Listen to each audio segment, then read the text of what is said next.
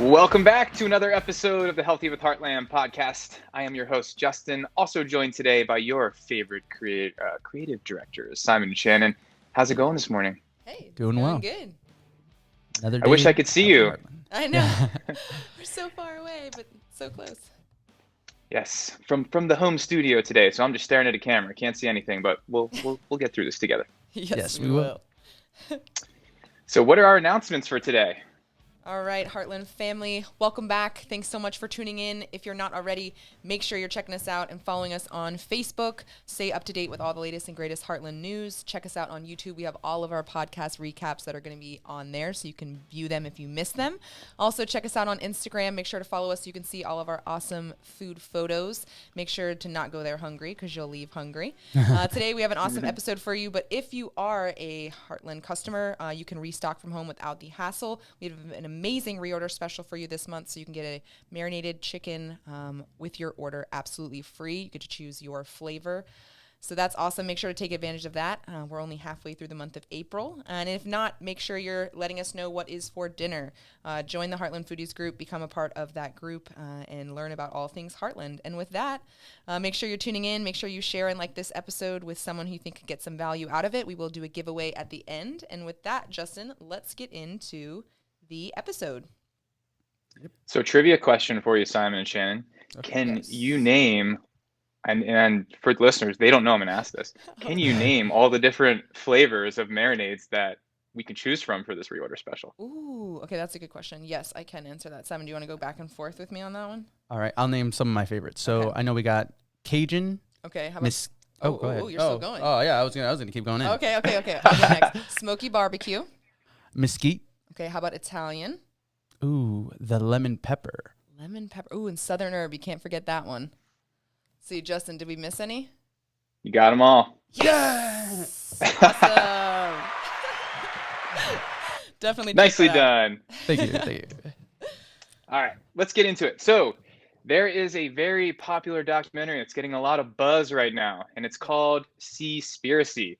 So if you've seen it, tell us what you think about it in the comments. If you haven't, I do recommend you watch it. There are some things that are taken out of context, like with all documentaries, not everything in it's going to be gospel, but we want to dive into that today, and also just the state of our oceans, fish, and just general knowledge about why it's important, how we source it, and what the impacts have on the fisheries, the environment, all that stuff. So, Man, where do we start with this?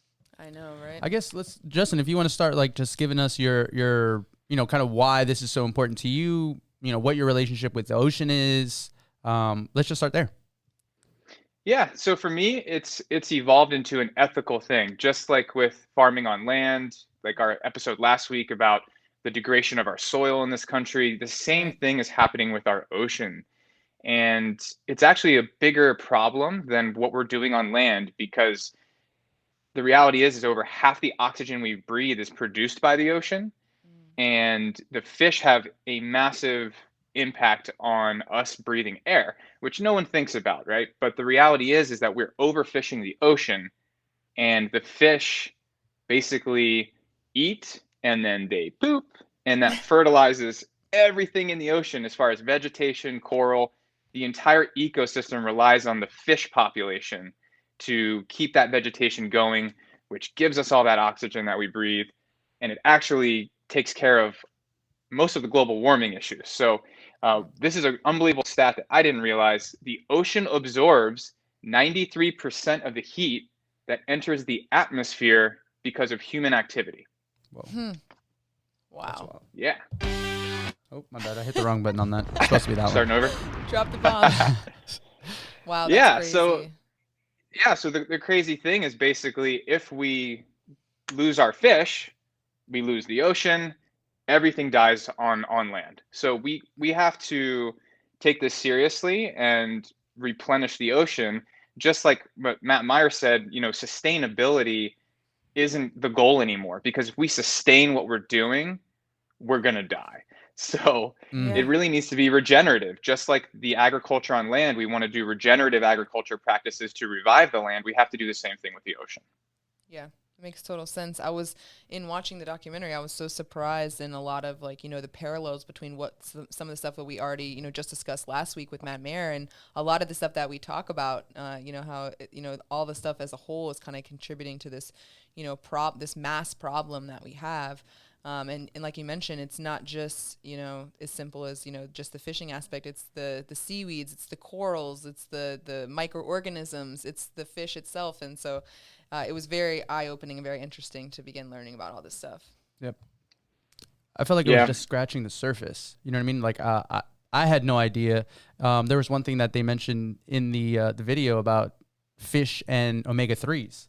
You know, when you mentioned seaweed, it's that they're actually eating algae that's how we're getting the omega-3s from them. So that was an eye-opener for me. There was just a lot of things in the video that I thought, I didn't know about, and I want to further research from watching it as well. Yeah. I don't know if you guys had that same perspective. Yeah, I think, and that's a good point too. I know Justin mentions that, with documentaries or any kind of, thing that you're like listening to, it's good to do your own research, and, deep dive into some of the facts and the things that, you're finding out for the first time. And that's something that, we definitely pride ourselves on here at Heartland is, diving further and deeper into, these different things and finding out what really is the best solution and what's best for you and, ultimately your family. Mm-hmm. Absolutely. Yeah. So, I mean, to kind of define how big the problem really is, $22 billion spent by governments around the world. 152 countries are part of it. And those subsidies allow for illegal fishing, for overfishing.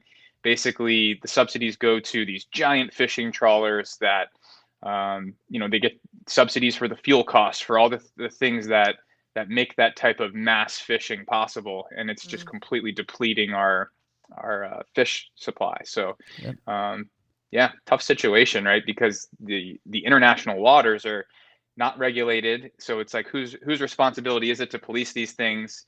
Right. And the biggest thing that came out of that is when they were diving into all these labels, right? The sustainably sourced and all these, different organizations that are deeming certain things ethically sourced and basically debunking that. There's no way for anybody really to police that. So Exactly. that was crazy. It's tough.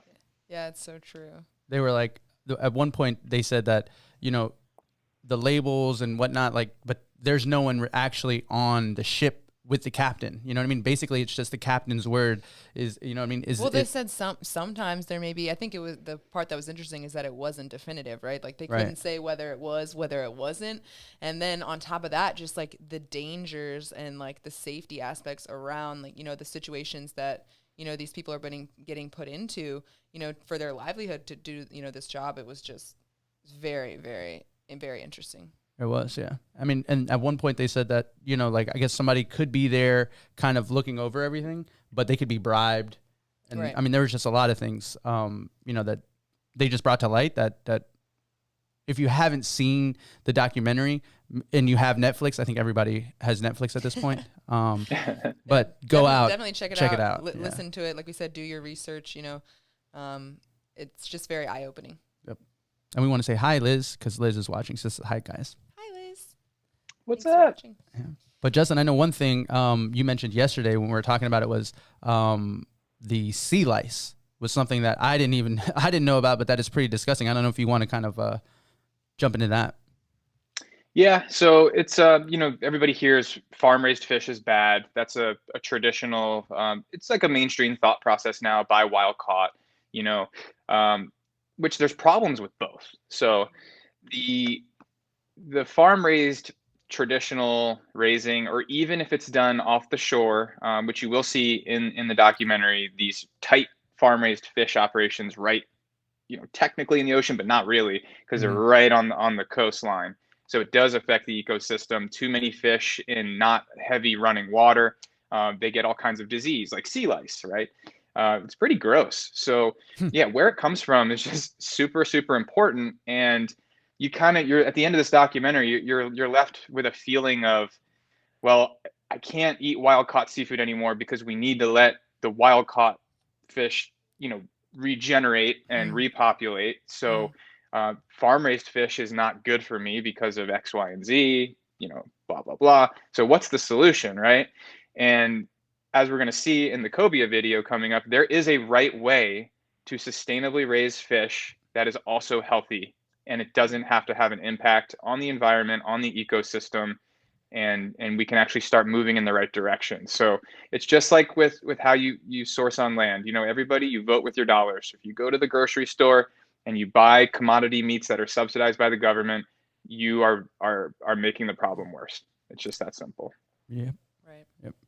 And before we get into the cobia video, Justin, how did you feel about seeing, like the shark fin soup, where they're literally just, I'm afraid of sharks, but that doesn't mean I wanted to see them, basically cutting off their fins, using them for, they were like saying it's like some kind of delicacy, but it really isn't. Like, it doesn't really taste like anything. And then they're just wasting it. How did you feel about that? The same way I felt about, the big giant trawler operations. Most, or not most, but some of what they're catching is not what they want, right? So they're tearing apart the whole ecosystem. Sea turtles, species of things that are coming up and that they don't even know what they are, because we know so little about the ocean. And you just see them, like the sharks, they don't need them, but they want the fins, right? So cutting the fins, the rest of it's just trashed, and it's like we're completely destroying the whole ecosystem just to get some bluefin tuna, or like whatever they're trying to get, the prize fish that's going to pay the most, right? Everything else is all right, well, that's trash. So we don't care if we kill everything in our way, on our goal to fish a couple things. Yeah. It's unfortunate, that these kind of things that go on, and that they're not regulated, and that, they're quote unquote regulated, but there's really no way to kind of actually, you know what I mean? Or like Justin said, it's like in the international waters or in those deep waters where, they even talk about in the documentary, I think they mentioned like pirates, it's people from different countries that are in the middle of the night, crossing these borders and just illegally fishing in these areas. And of course they don't care about the rules or the regulations from that area. They're just there to, get their fish and leave. And so that to me was also, a huge red flag. Mm-hmm. So. Yep. Yeah. The other thing that's just wild about it is the amount of people that die at sea every year on these boats. It's like I think it was around 300,000 people. Yeah, it's tragic. They just go missing, right? Quote unquote. Yeah, exactly, quote unquote, because a lot of this is slave labor, and they go into, we talk about blood diamonds, and there's blood fish, right? A lot of the fish that is part of this, global trade is caught with slave labor. These people are forced to go on these ships for months at a time. If they argue or fight back, they fell overboard. And that's common thing that keeps these people enslaved. They're terrified.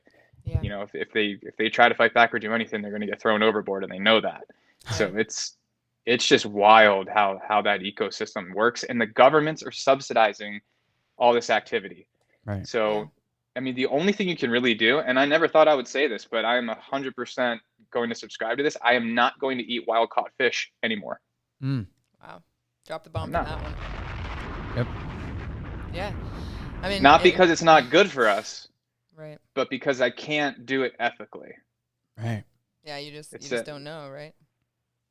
Yep. And I don't want to be part of that problem anymore. So if it's coming from one of our partners that we know and we can verify that it was sustainably raised in the ocean in a clean environment, and we're not impacting the environment and ecosystem, I will eat that fish. But that's where I'm going to draw the line from here on out. Yeah. Yeah, we were telling Justin earlier this morning, we were listening to a podcast of a sustainable commercial fisherman, take what you will from that, out of Hawaii, but he was talking about how most of his crew right now is actually from Indonesia, and they were telling him, horror stories about what Justin was just talking about, especially like in Thailand. They were specifically referencing just like, working for years without pay, or people that they knew who were just disappearing, and it's really, really sad. So knowing, not only where the seafood is coming from, but how they're getting it, and all those other different things around it is super important. So yeah, and there's also the impact of what we leave behind, right? The fishing nets and all that stuff. Don't you guys have some stats on what's going on out there? Yeah, they said, well, the equivalent of a garbage truck load of plastic is dumped in the sea every minute. which is just crazy. And then they said 46% of the Great Pacific Garbage Patch is made up of fishing nets. So 46%, almost basically half of the garbage that's in that trans-Pacific area is nets, fishing nets, just stuff that's been thrown overboard after, fishing operations have happened. And it's just tragic. That's the majority of where, like, a lot of things, like you mentioned, sea turtles, whales, sharks, dolphins, those things are getting trapped. They're getting caught in it, yeah. And yeah, the gentleman from the podcast that we mentioned this morning, he was also talking about he was going for just 3 days straight on his boat, and he was just going through and getting his rudder, his wheel tangled on all the fishing nets and stuff like that. It's just super overwhelming and tragic how much of that waste is actually in our oceans. Yep. Yeah. So I think it's the Great Pacific Garbage Patch is 1.5 million kilometers in size. So if you could think about 46% of that being nets, I mean, that's crazy. They talk about plastic straws a lot in the documentary, and if you can put this kind of into perspective, 0.03% of the plastic that's in that area is actually plastic straws. The rest of it, and like we just found out, almost the majority of it is nets in addition to other plastic and garbage. So it's just very sad. And to that point, that's really what I want to do in this moment is challenge everyone's thinking that just because you hear like what you think the solution is, what we're doing, like big government initiatives, a lot of these things, I don't understand how it could line up to the real problem. It just doesn't make any sense. But I guess there's no money to be made in international waters to go clean up the ocean. I can't think of why that would be a bigger initiative than companies on land saying, okay, we got to get away from plastic straws. So if we can sell paper straws, let's push that narrative. But it doesn't have literally any impact on the actual problem. Yep. Right. That's where all of the attention has been put on, right? Is just that one thing, just like the term, sustainable, and how we've, almost kind of debunked that in the past 2 weeks where we were talking about, sustainable doesn't really cut it anymore, right? Mm-hmm. We have to find a solution. So. Yeah. And if 93% of human activity that generates heat is absorbed by the ocean, common sense would say, okay, we need to protect the ocean and regenerate the ocean, and that will take care of all the problems we have on land when it comes to carbon emissions, right? So to have these massive government subsidies towards electric vehicles and all these other things, I'm not saying we shouldn't do that too, but to think that that's going to solve the problem compared to just fixing the ocean, right? It makes literally no sense, and nobody talks about it. Yeah. When you think about the return, right? Everybody wants to know about like what they're investing in and what the return is going to be. Investing in electric cars and things like that is essentially what you're saying is not going to get the return that we would get if everyone just concentrated on the ocean and you know what I mean? Of course, the pollution, but overfishing I think is the biggest thing. Yeah, it's just commercial overfishing. Fishing is, like they said in the documentary, it's the greater threat to marine life than we even realize, I think, at this point. Right. Yeah. It's the same thing on land, right? With regenerative agriculture. If we would just get rid of feedlots, plant grasslands, let the earth absorb the carbon the way it naturally is supposed to. I mean, these are the things that would actually make an impact. Right. That's it. Yep. Yeah, and just to put a number to what we previously talked about, the documentary said that over 300,000 whales and dolphins are killed as a result of just doing the regular fishing catches, right? Like not on purpose. It's just something that's happening. In addition, 1,000 sea turtles' deaths each year are caused by just plastics that are being found. And in the U.S. alone, 250,000 sea turtles are captured, killed, or injured each year in some sort of fishing operation by the vessel, the fishing itself, or the nets.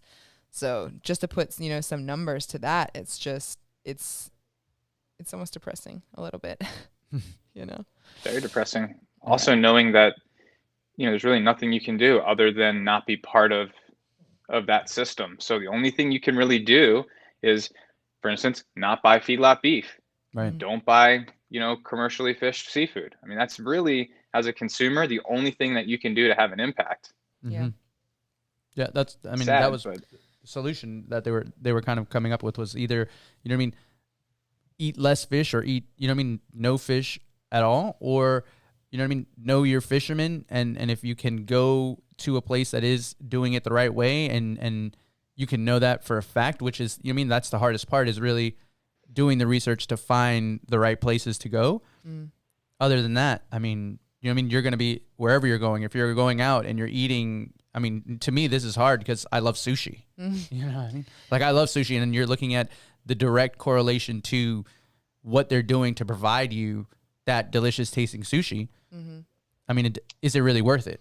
Yeah, they talk about how the value of fish, you know, from the consumer standpoint needs to change, because where the value really needs to be held is like people valuing those people who are doing it the right way, right? And I think that's something that we talk about just consistently on the channel. But just in general, this is another concept that, you know, I picked up, and I was, you know, thinking of it because it's something that we talk about a lot, you know, in terms of land agriculture and things like that. So, Yeah. One thing I thought that was really positive, though, you know, if we do somehow stop the overfishing, the biggest key to that is older fish, right? So if we let the fish get older instead of, you know, fishing them while they're young and they don't even have a chance to grow up, the older fish create a lot more offspring than when they're younger, right?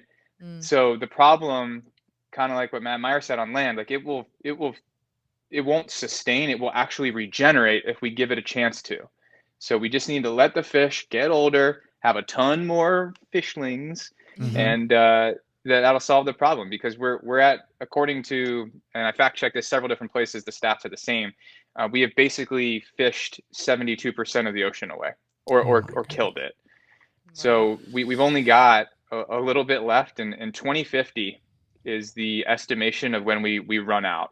right. So if the ocean runs out of fish by 2050, it won't be very long until the ocean ecosystem completely dies, and then 93% of human activity won't be being sequestered into the ocean, and that's probably the ultimate demise. Yeah, that was the craziest thing. They said like the ocean, you mentioned this earlier, Justin, is the biggest carbon sink on the planet. So 93% of all the carbon is stored in the ocean. So according to the documentary, per acre, marine plants can store up to 20 times more carbon than any land-based forest. So in terms of, you know, global warming temperatures are causing the ocean to lose its ability to, you know, absorb the carbon, which is devastating the impacts on the climate. So losing just 1% of the ocean's carbon stores is the equivalent of releasing the emissions from 97 million cars. So you were talking about, you know, electric vehicles and things like that, but really everything lies in the fact that the ocean is what is sequestering carbon. It just naturally does that. It's, you know,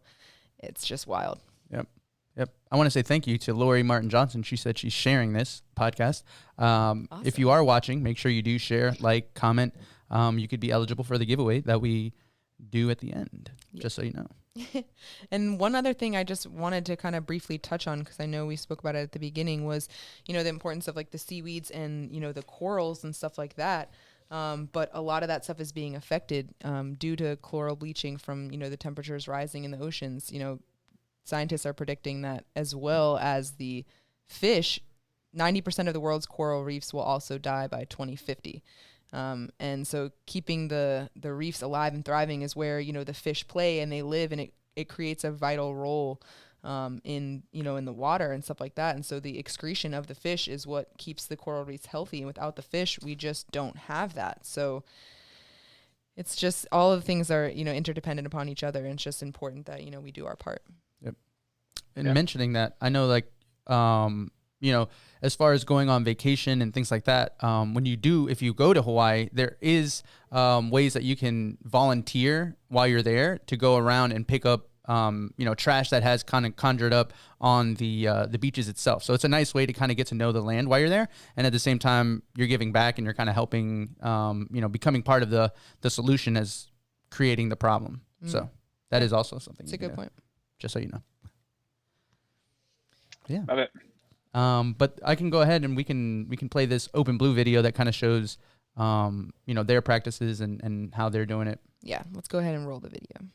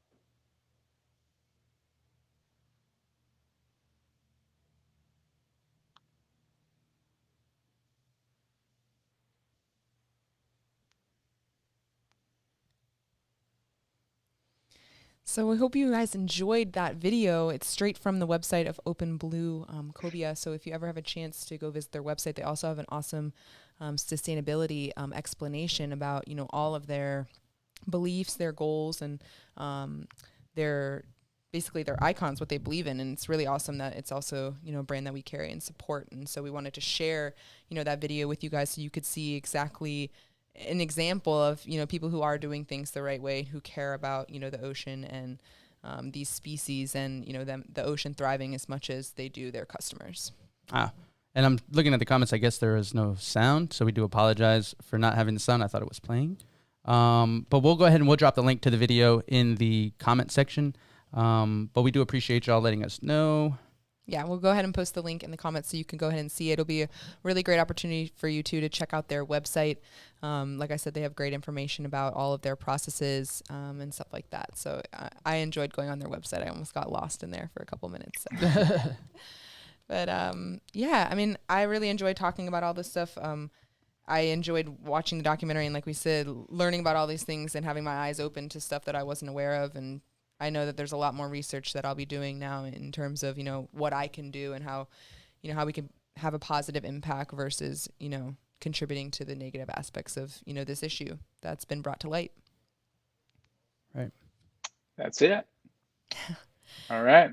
Is it giveaway time? I think it's time for a giveaway. And just real quick, if you have been tuning in, you probably heard us talking about our Heartland pop-ups, which we've been doing. So if you follow us on Facebook, you've probably seen on the Kat and Lindsay page, we've been out there popping up in your neighborhood, providing food, fun, games, raffles, prizes, and letting families know about, how Heartland can help their families. So if you are interested in hosting a pop-up in your neighborhood with a local, sporting event or, a team that you may know, or if your neighborhood puts on certain events, we would love to be a part of that. We would love to bring some samples and some fun and provide a safe environment for your friends, family, and neighbors to come and learn about Heartland Foods. So if you're interested in that, go ahead and send us a message on the Kat and Lindsay Facebook page or our Heartland's food page, or you can send us an email at marketing@heartlandfoods.com.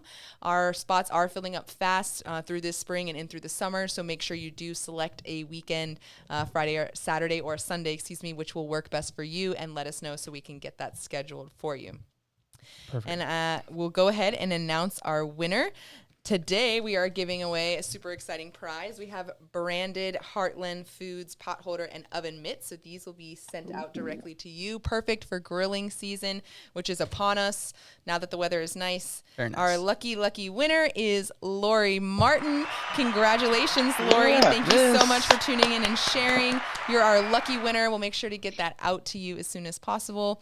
I know that I enjoyed today's episode. Justin, if you have anything else for us, and if not, I think you can send us off. All right. Sounds good. We'll do it again next week. And as always, stay healthy with Heartland. Have a good one, Heartland family.